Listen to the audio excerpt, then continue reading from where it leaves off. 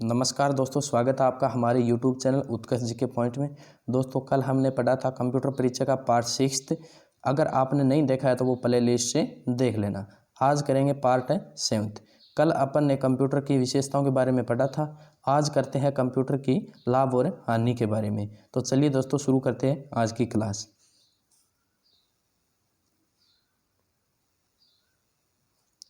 ये अपने वीडियोज़ की इंडेक्स। इस इंडेक्स के अंदर हमने कर लिया कंप्यूटर का परिचय, कंप्यूटर का इतिहास भी हो गया, कंप्यूटर की पीढ़ी भी हो गई, जनरेशन अपने कर ली थी पीछे। और इसके बाद आगे है 4 नंबर पे वो कंप्यूटर के लाभ और हानि। ये आज अपन कर लेंगे अभी इस वीडियो के माध्यम से। तो आगे देखते हैं दोस्तों। ये है वो प्ले लिस्ट। इसके अंदर आपको जितने भी वीडियो पीछे के कंप्यूटर के जितने भी वीडियो है वो यहाँ से आप उनको देख सकते हो। और दोस्तों, चैनल को ज़्यादा से ज़्यादा शेयर व सब्सक्राइब भी किया करो, लाइक कमेंट भी कर दिया करो अगर आपको वीडियो पसंद आए तो। इसके बाद आगे है कंप्यूटर के लाभ। अच्छा, पहला लाभ क्या है? आज हर जगह कंप्यूटर का उपयोग बड़े पैमाने पर किया जा रहा है। इसका सबसे बड़ा कारण यह है कि मनुष्य के मुकाबले बहुत तेज़ी से काम करता है। यह बहुत बड़ी गणना को कुछ सेकंड में कर सकता है। कंप्यूटर क्या करता है? मनुष्य से तेज़ होता है। कोई कैलकुलेशन करनी है तो मनुष्य की तुलना में क्या करता है? ये बहुत तेज़ी से कार्य करता है। कैलकुलेशन को, जैसा कि गणना को बहुत तेज़ी से कर देता है। आज हर चीज़ कंप्यूटर पर उपलब्ध है। आप बहुत सारा डाटा कंप्यूटर में स्टोर कर सकते हैं और उसे कभी भी उपयोग में ला सकते हैं। और अगर आपके पास इंटरनेट की सुविधा भी है तो आप क्लाउड स्टोरेज का उपयोग कर इंटरनेट पर भी डाटा या अपने डाटा को सुरक्षित रख सकते हैं।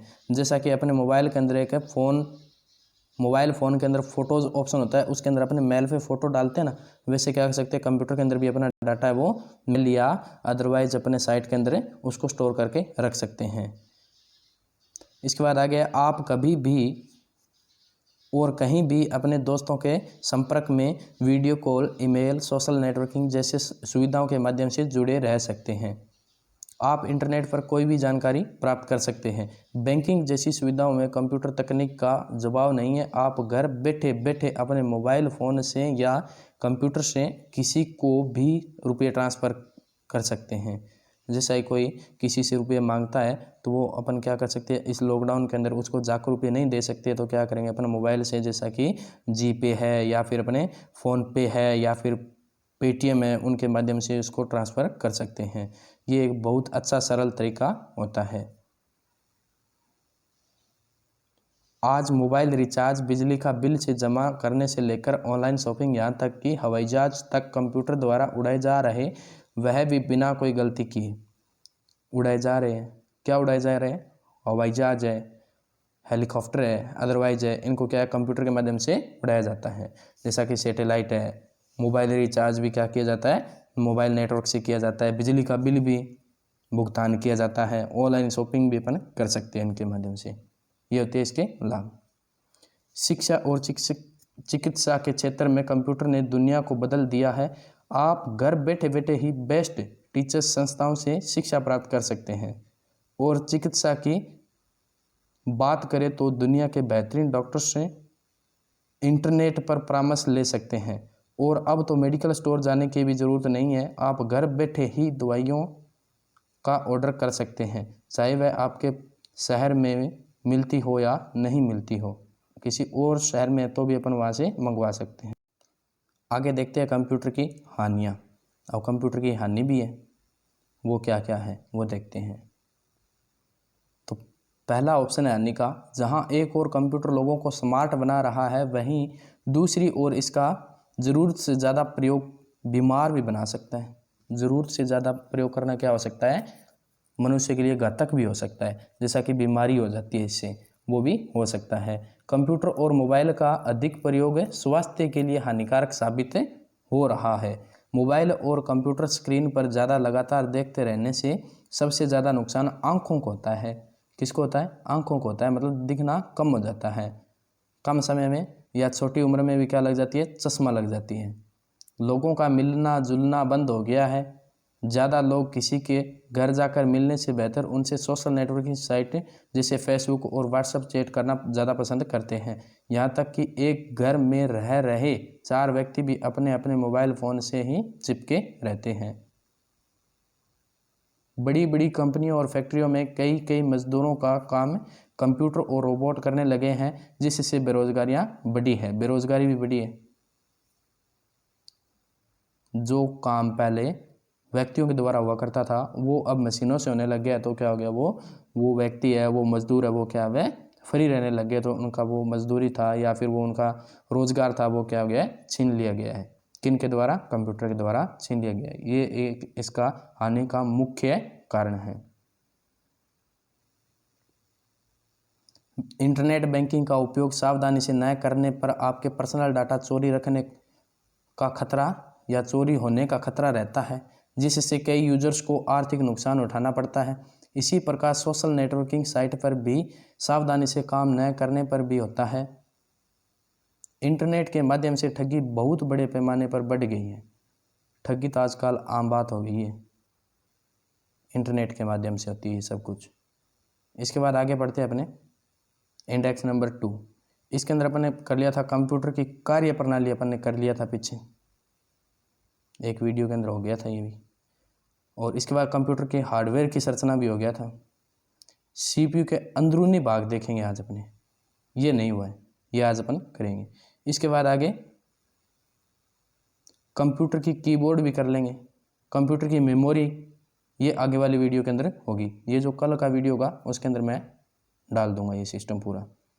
आज करेंगे अपन कंप्यूटर के सीपीयू के अंदरूनी भाग करते हैं। तो सीपीयू के अंदरूनी भाग है हार्ड डिस्क। यह वह भाग है जिसमें कंप्यूटर के सभी प्रोग्राम और डाटा सुरक्षित रहते हैं। हार्ड डिस्क की मेमोरी स्थायी होती है, इसलिए कंप्यूटर को बंद करने पर भी इसमें सुरक्षित प्रोग्राम और डाटा समाप्त नहीं होता।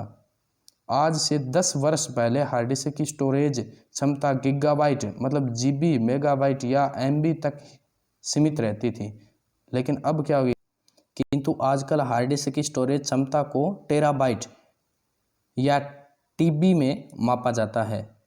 किंतु आजकल 500 जीबी तथा 1 टीबी या 1000 जीबी की क्षमता युक्त पीसी लोकप्रिय हो गए हैं।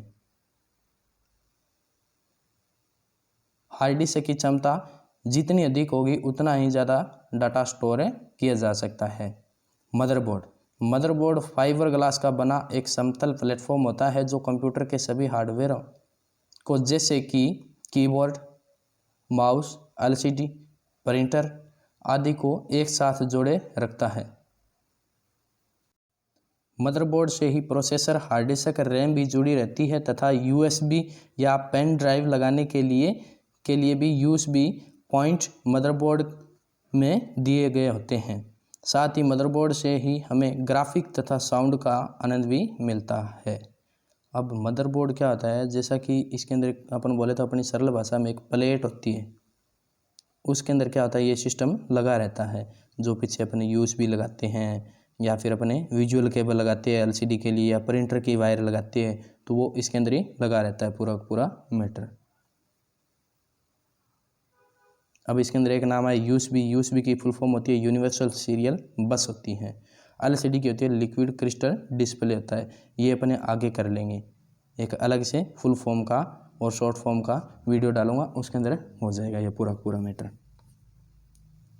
इसके बाद आगे सेंट्रल प्रोसेसिंग यूनिट मतलब प्रोसेसर। यह कंप्यूटर का सबसे अधिक महत्वपूर्ण भाग है। इसमें एक माइक्रो प्रोसेसर चिप रहता है जो कंप्यूटर के लिए सोचने के सभी काम करता है और यूजर के आदेशों तथा निर्देशों के अनुसार प्रोग्राम का संचालन करता है। एक तरह से यह कंप्यूटर का दिमाग ही होता है। इसी वजह से यह काफ़ी गर्म भी होता है और इसको ठंडा रखने के लिए इसके साथ एक बड़ा सा फैन भी लगाया जाता है या लगा रहता है, जिसे सीपीयू फैन कहते हैं। उसको क्या कहते हैं? सीपीयू फैन कहते हैं। सीपीयू का मतलब होता है सेंट्रल प्रोसेसिंग यूनिट होता है। आजकल प्रोसेसर पिन लेस आते हैं, लेकिन आज से 5 साल पहले पिन वाले प्रोसेसर आते थे। इनसे सबसे प्रचलित पेंटियम 4 प्रोसेसर रहे हैं। आज के समय में इंटेल कंपनी के ड्यूल कोर और i3 या i7 प्रोसेसर काफ़ी प्रचलित हैं। इन प्रोसेसरों से कंप्यूटर की क्षमता काफ़ी बढ़ जाती है। अब प्रोसेसर क्या होता है, ड्यूल कोर क्या होता है या कोर क्या होता है, इनके बारे में अपने करेंगे, लेकिन इनका वीडियो एक अलग से होगा, स्पेशल वीडियो होगा इनका, उसके माध्यम से अपने इनको अच्छे तरीके से समझ लेंगे। इसके बाद आगे करेंगे अपने डीवीडी राइटर। अब डीवीडी क्या होता है, डीवीडी सीडी है वो होते हैं। डीवीडी तो आपने सुना होगा, यह वह भाग है जो डीवीडी राइटर डिस्क में संचित डाटा को पढ़ता है तथा डीवीडी को राइट भी करता है। राइट मतलब पढ़ता है उसको या उसको संचालित करता है या चलाता है उसको। जब तक डीवीडी राइटर नहीं आया था तब तथा डीवीडी रोम चलते थे, उस समय क्या चलते थे, डीवीडी रोम ही चलते थे। और उससे पहले सीडी राइटर या सीडी रोम होते थे, सीडी भी हुआ करती थी पहले, और उससे भी पहले फ्लॉपी डिस्क ड्राइव होती थी। उससे पहले क्या हुआ करती थी, फ्लॉपी डिस्क ड्राइव हुआ करती थी, जिसमें केवल 3.4 MB डाटा ही स्टोर किया जा सकता था। आजकल ब्लू रे डिस्क भी आविष्कार हो चुका है, जिसमें लगभग 40 GB तक डाटा स्टोर किया जा सकता है। इसके लिए कंप्यूटर में ब्लू रे राइटर को लगाना आवश्यक हो गया है या होगा। आगे करते हैं रैम। रैम की फुल फॉर्म होती है रैंडम एक्सेस मेमोरी। रैम की फुल फॉर्म क्या आती है, रैंडम एक्सेस मेमोरी होता है, रैंडम एक्सेस मेमोरी होता है इसकी फुल फॉर्म। रैम की full form random access memory होती है। रैम कंप्यूटर को वर्किंग स्पेस प्रदान करती है। यह एक प्रकार की अस्थायी मेमोरी होती है, इसमें कोई भी डाटा स्टोर नहीं होता। जब हम कोई एप्लीकेशन कंप्यूटर में चलाते हैं तो वह चलते समय रैम का प्रयोग करती है। कंप्यूटर में कम रैम होने की वजह से कभी कभी हैंग होने की समस्या आती है तथा कुछ एप्लीकेशन को पर्याप्त रैम नहीं मिलती है तो वह कंप्यूटर में नहीं चलते हैं। रैम कई प्रकार की आती है, जैसे DDR फर्स्ट, DDR सेकंड तथा DDR थर्ड। आजकल के प्रचलन में DDR थर्ड रैम है। रैम के बीच के कट को देखकर रैमों को पहचाना जा सकता है। अच्छा, रैम क्या होता है, रैम जैसा कि अपना मोबाइल चल रहा है और उसकी डिस्प्ले काम कर रही है, तो वो जो भी डाटा है जब तक आपने इसके अंदर सेव नहीं किया है या कंप्यूटर या मोबाइल के अंदर सेव नहीं किया है तब तक वो डाटा कहाँ पर रहेगा, अपने रैम के अंदर रहेगा। और जितनी भी बड़ी रैम होती है तो वो उतना ही अपने मोबाइल या कंप्यूटर के लिए अच्छा रहता है, क्योंकि उससे क्या होती है, उसकी कार्य क्षमता या कार्य करने की जो क्षमता है वो क्या होगी, बढ़ती रहेगी।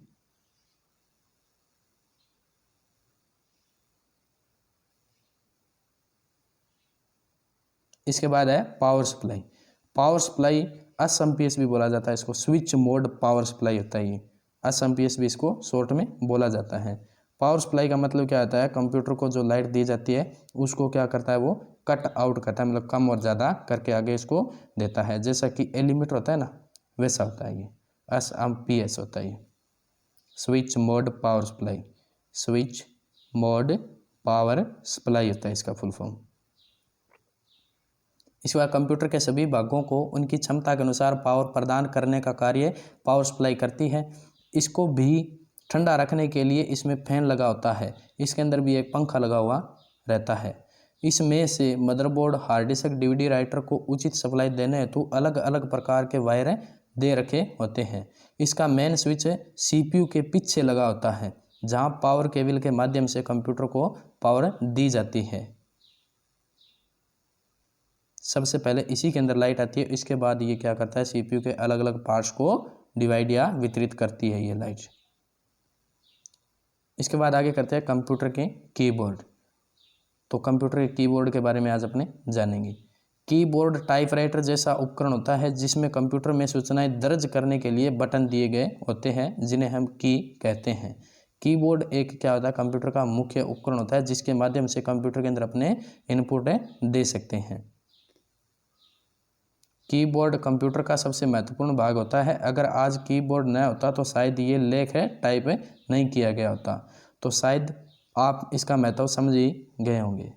ये एक कीबोर्ड होता है ऐसा, इसके अंदर 104 बटन होते हैं, सामान्यतः 104 होते हैं, 108 भी हो सकते हैं। और 104 भी होते हैं, 101 भी होते हैं इसके अंदर बटन। वो अपनी आवश्यकता के अनुसार या अपने कार्य के अकॉर्डिंग अपन काम में ले सकते हैं कीबोर्ड को। लेकिन सामान्यतः या घरेलू काम में लेते हैं उसके अंदर कितने होते हैं, 104 बटन होते हैं। ये देखो कीबोर्ड है, ये कीबोर्ड है पूरा का पूरा, इसके अंदर 104 बटन मिलेंगे अपने को। इसके बाद आगे देखते हैं टाइपराइज या टाइपराइटर कीज। ये कीबोर्ड का मुख्य हिस्सा होता है। यह मुख्यतः टाइपिंग संबंधी कार्यों को करने में काम आता है। इन्हीं की से हम किसी भी भाषा में टाइप कर सकते हैं। इसके लिए सिर्फ हमको कंप्यूटर में फ़ॉन्ट बदलना होगा। ये कहलाती है फंक्शन की। फंक्शन की होती है ऑफ फर्स्ट से लेकर ऑफ 12 तक होती है। मतलब ये कितनी की होती है, 12 की होती हैं। इनके माध्यम से अपन फंक्शन का मतलब होता है एक या एक से अधिक कार्य करना। एक ही बटन के द्वारा दो या दो से अधिक कार्य करना। अब इसके अंदर एक बटन का एक कार्य तो होता ही है, लेकिन एक ही बटन के द्वारा दो कार्य करवाया जाए तो वो फंक्शन होता है। तो फंक्शन का मतलब क्या होता है, एक ही बटन के द्वारा दो या दो से अधिक कार्य करवाना क्या होता है, फंक्शन होता है। ये कितने बटन होते हैं, 12 बटन होते हैं पूरे, ऑफ फर्स्ट टू ऑफ 12, ये होते हैं 12 बटन। ये सबसे ऊपर साइड में होते हैं कीबोर्ड के अंदर। इसके बाद आगे आता है फंक्शन कीज। टाइपराइटर की के सबसे ऊपरी भाग में एक लाइन में ऑफ फर्स्ट से लेकर ऑफ 12 संख्या तक रहती है। किसी भी सॉफ्टवेयर पर काम करते समय इनका प्रयोग उसी सॉफ्टवेयर में दी गई सूची के अनुसार अलग अलग तरीके से किया जाता है। ये क्या करता है, अलग अलग सॉफ्टवेयर के अंदर अलग अलग तरह से काम करता है। इसके बाद कर्सर कंट्रोल कीज। इन कीज से कंप्यूटर के कर्सर को नियंत्रित किया जाता है। इससे आप कर्सर को अप डाउन लेफ्ट राइट आसानी से ले जा सकते हैं। यह कीबोर्ड पर एरो के निशान से प्रदर्शित रहती है। ये कैसी आकृति में होता है, डिलीट और एंटर के पास में होता है।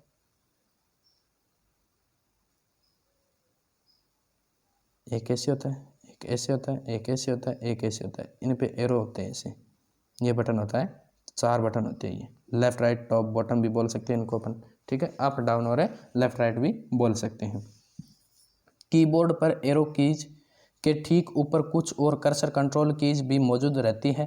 ये इस प्रकार है, जैसा कि पेज अप इनका प्रयोग डॉक्यूमेंट के पिछले पृष्ठ पर जाने के लिए किया जाता है। जैसा कि अपने MS वर्ड के अंदर कोई कार्य करे तो इसके अंदर 10 पेज अपने क्या करना है, 8 नंबर पेज पे जाना है। और अपन कार्य कौन से पेज के अंदर कर रहे हैं, 9 नंबर के अंदर कर रहे हैं। तो अपन क्या दबाएंगे, पेज अप दबाएंगे तो ऊपर वाले पेज के अंदर अपना कर्सर है वो चला जाएगा। इसके बाद पेज डाउन कीज, इसके अंदर क्या होता है, इनका प्रयोग अगले पृष्ठ पर जाने के लिए किया जाता है। जैसा कि MS वर्ड, उसके अंदर मेरे को क्या करना है, आगे वाले पेज पे जाना है। जैसा कि मैं सपोज दैट 8 नंबर पेज पे हूँ, मेरे को जाना है 9 पर, तो मैं क्या करूँगा, पेज डाउन दबा दूंगा। तो डाउन से क्या होगा, कर्सर नीचे वाले लाइन के अंदर या नीचे वाले पेज के अंदर आ जाएगा। इसके बाद आगे होम कीज। इसका प्रयोग कर्सर लाइन से या कर्सर लाइन के शुरू में लाने के लिए होता है। जैसे अपने एक पेज के अंदर काम कर रहे कोई, उसके अंदर क्या है 10 लाइन है, मैं 10वीं लाइन के अंत में हूँ, तो मेरे को जाना है फर्स्ट लाइन में। तो मैं क्या दबाऊंगा, होम कीज दबाऊंगा। तो वहाँ से मैं कहाँ चला जाऊँगा, सीधा होम, मतलब फर्स्ट लाइन के अंदर चला जाऊँगा। इसके बाद है एंड कीज। एंड की यह कर्सर को लाइन के अंत में ले जाती है। ये क्या करता है, कर्सर को लाइन के अंत में लेकर जाता है। जैसा कि 1 number line to 10 number line, मेरे को 1 से 10 पे जाना है, तो मैं क्या करूँगा, एंड की दबाऊंगा और 10 नंबर लाइन पे अपना कर्सर क्या होगा, चला जाएगा। इसके बाद आगे आता है न्यूमेरिक कीपैड। ये क्या होता है, जैसा कि 1 2 या 0 to 9, ये 0 से लेकर 9 तक बटन होते हैं। ये कितने होते हैं, 10 बटन होते हैं। कीबोर्ड की दाईं और न्यूमेरिक कीपैड होता है, जिसमें कैलकुलेटर के समान कीज होती है। इनसे कुछ की 2 काम करती है। न्यूमेरिक कीज के दोनों कार्यों को आपस में बदलने के लिए नम लॉक की का प्रयोग किया जाता है। उदाहरण के लिए संख्या 7 युक्त की होम के रूप में केवल तभी काम करती है जब नम लॉक की ऑफ होती है। अच्छा, अब ये जो न्यूमेरिकल बटन है ना, इनके द्वारा अपन अलग अलग कार्य भी करवा सकते हैं। जैसा कि अपने 1650 नोकिया 1650 एक मोबाइल आया करता था पहले, अब भी आता है, 1200 है या 1100 है, ये फ़ोन होते हैं नोकिया के।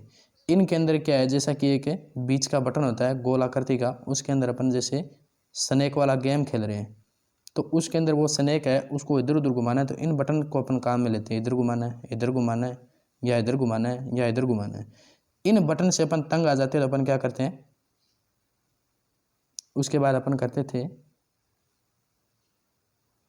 4, 8, 2 और 6 को काम में लेते थे। यहाँ से लेफ्ट राइट टॉप बॉटम अपन घुमा सकते थे इधर उधर। तो ऐसा ही अपन कंप्यूटर के अंदर क्या कर सकते हैं, न्यूमेरिक बटन से क्या कर सकते हैं, एक नम लॉक होता है, उसको अगर आपने ऑफ कर दिया तो ऑफ करने के बाद इसके अंदर क्या है, 2, 4, 6, 8 क्या काम करेगा, उस बटन की तरह काम करेगा। मतलब कर्सर को इधर उधर घुमाने के काम में आने लगेगा ये बटन। आगे है, जब नम लॉक की ऑन होती है तो 1, 2, 3, 4, 5, 6, 7, 8 और 9 0 चिन्हित कीज न्यूमेरिक कीज के रूप में काम करती है। इनमें से किसी को भी दबाने पर स्क्रीन पर एक संख्या दिखाई देती है। जैसा कि मैंने 5 दबाया तो 5 स्क्रीन पे क्या आ जाएगा, 5 लिखा हुआ आ जाएगा अपने सामने। इसके बाद आगे है कैप्स लॉक की। कैप्स लॉक सामान्यतः अक्सर लोअर केस में ही टाइप होता है।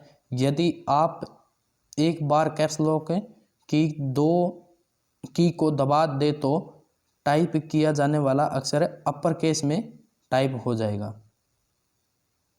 इसे वापस लोअर केस में टाइप करने के लिए की को एक बार और दबाओ, उसके बाद क्या करेंगे, अपने लोअर केस में लिख सकते हैं। जैसा कि इसके अंदर नम लॉक नाम आया है, कैप्स लॉक आया है, इनके एक इंडिकेशन होते हैं कीबोर्ड पे, क्या होते हैं, इनके इंडिकेशन लगे रहते हैं। वो अगर आपने ऑफ कर दिया तो वो क्या हो जाएगा, जैसा कि मैंने कैप्स लॉक है उसको ऑफ कर दिया तो अपना जो कैप्स लॉक से संबंधित इंडिकेटर है ना, वो क्या हो जाएगा, ऑफ हो जाएगा। देख, लाइट जलती रहती है कीबोर्ड के अंदर। और अगर मैंने नम लॉक को ऑन कर रखा है तो वो लाइट ऑन होगी, अदरवाइज ऑफ हो गया वो नम लॉक तो अपना ये जो इंडिकेशन है वो क्या हो जाएगा, ऑफ हो जाएगा, मतलब बंद हो जाएगा, ये जगना बंद हो जाएगा। इसके बाद शिफ्ट की। शिफ्ट की का मतलब है, इसको दबाकर यदि आप कोई अक्षर की दबाएं तो वह अपर केस अक्षर में टाइप होगी। यदि कैप्स लॉक ऑन की स्थिति में हो तो यह उल्टी क्रिया करेगा। क्या करेगा, ये उल्टी क्रिया करेगा या उल्टा काम करेगा। जब एक की पर 2 चिन्ह या कैरेक्टर बने हो तब शिफ्ट की दबाने से ऊपरी चिन्ह स्क्रीन पर दिखाई देती हैं। इसके बाद कंट्रोल एवं एल्ट कीज। कंट्रोल एवं एल्ट कीज का प्रयोग अक्सर कोई विशेष काम करने के लिए अन्य की के साथ संयुक्त रूप से किया जाता है। जैसे कंट्रोल और सी को एक साथ दबाने से डॉस प्रॉम्प्ट पर लौट आते हैं। कौन से पे आ जाते हैं, अपने डॉस प्रॉम्प्ट पे आ जाते हैं कंट्रोल और सी को दबाने से। कंट्रोल और एल्ट और डिलीट कीज को दबाने पर क्या होता है, क्रमवार दबाने से मशीन दोबारा शुरू हो जाती है। मतलब रीस्टार्ट करना होता है अपने को, कंप्यूटर जैसा कि रीस्टार्ट करना है तो रीस्टार्ट करने के लिए क्या दबाते हैं अपने, control plus delete. Control delete और एल्ट दबाने से क्या होगा, अपना कंप्यूटर रीस्टार्ट होगा। इससे क्या होता है, रीस्टार्ट होता है, मतलब कंप्यूटर एक बार ऑफ होकर दोबारा चलने की प्रक्रिया करता है। इसके बाद एंटर। एंटर रिटर्न क्या होता है, एंटर की को रिटर्न की भी कहा जाता है, रिटर्न की भी कहा जाता है। इसका प्रयोग मुख्य रूप से 2 कार्यों के लिए किया जाता है। पहला, यह पीसी को सूचना देता है कि आपने निर्देश देने का काम छोड़ दिया, अतः वहां दिए गए निर्देशों को प्रोसेस या एग्जीक्यूट करें। दूसरा, माइक्रोसॉफ्ट वर्ड प्रोग्राम का प्रयोग करते समय एंटर की दबाने पर नया पैराग्राफ या पंक्ति शुरू हो जाती है। आगे आता है टैब की। यह कर्सर को एक पूर्व निर्धारित स्थान पर आगे ले जाती है। इसके द्वारा आप पैराग्राफ शुरू कर सकते हैं तथा कॉलम, टेक्स्ट या संख्याओं को एक सीध में लिख सकते हैं। कुछ सॉफ्टवेयर में यह मेनू में एक विकल्प से दूसरे विकल्प पर जाने में मदद करती है। इसके बाद है डिलीट की। कर्सर की दाईं ओर लिखे कैरेक्टर या स्पेस को आप इसके द्वारा या इसको दबाकर मिटा सकते हैं। डिलीट की से क्या कर सकते हैं, कर्सर के दाईं ओर राइट साइड में जो लिखा हुआ मीटर है उसको मिटा सकते हैं आप। इसके बाद बैक स्पेस की। इसे दबाकर आप कर्सर के बाईं ओर लिखे अक्षर को मिटा सकते हैं। ऐसा करने पर कर्सर अंत में टाइप किए गए अक्षर को मिटाने हुए बाएं से लौटाता है, मिटाते हुए क्या करता है, बाईं ओर से लौटता है। धन्यवाद दोस्तों वीडियो को अंत तक देखने के लिए, और चैनल को सब्सक्राइब व शेयर ज़रूर करें।